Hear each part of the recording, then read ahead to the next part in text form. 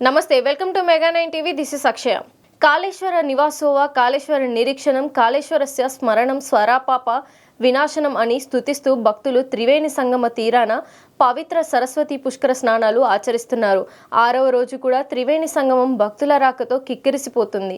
సువిశాలంగా విస్తరించిన త్రివేణి సంగమంలో లక్షలాది మంది భక్తులు పుణ్యస్నానాలు చేసేందుకు చేరుకుంటున్నారు. అంతర్వాహిని సరస్వతి నదిలో పుష్కర స్నానమాచరించిన భక్తులు పునీతులై నీరాజనాలు అర్పిస్తున్నారు. 6వ రోజు కూడా భక్తుల తాకిడి తీవ్రంగా పెరగటంతో జిల్లా కలెక్టర్ రాహుల్ శర్మ పర్యవేక్షణలో అధికార యంత్రాంగం సేవలందించే విధుల్లో నిమగ్నమైంది. త్రివేణి సంగమంలో ఏర్పాటు చేసిన పుష్కర ఘాట్ల వద్ద భక్తులు నది లోపలకు వెళ్లకుండా ఉండేందుకు, ప్రమాదాలు జరగకుండా ఉండేందుకు బారికేడ్లు, గజ ఈతగాళ్లు, ఎన్డీఆర్ఎఫ్, సింగరేణి రెస్క్యూ బృందాలను, బోట్లు అందుబాటులో ఉంచిన అధికారులు భక్తుల ప్రమాదాలకు గురికాకుండా పకడ్బందీ చర్యలు చేపట్టారు. పుష్కర నదికి మొదటి 12 రోజుల్లో ఒక్కరోజు ఒక్కో ప్రత్యేకత ఉంటుంది. ఆ ప్రత్యేకతను అనుసరించి భక్తులు దానం చేయడం వల్ల పుణ్యం లభిస్తుందని పురాణాలు చెప్తున్నాయి.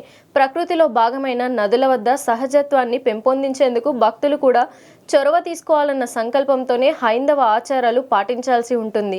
ప్రాకృతిక ధర్మానికి మించింది మరొకటి లేదన్నది చేతల్లో చూపించేందుకే పూర్వీకులు ఈ సాంప్రదాయాలను కొనసాగించేవారు. పుష్కర నదీ తీరంలో 6వ రోజున ఔషధ దానం, కర్పూర దానం, చందన దానం, కస్తూరి దానం చేయాలని పురాణాలు వివరించాయి. ఈ పుష్కర సరస్వతి ఒడిలో పుణ్యస్నానాలు చేసిన భక్తులు దానాలు చేయడం మంచిదని చెప్తున్నాయి.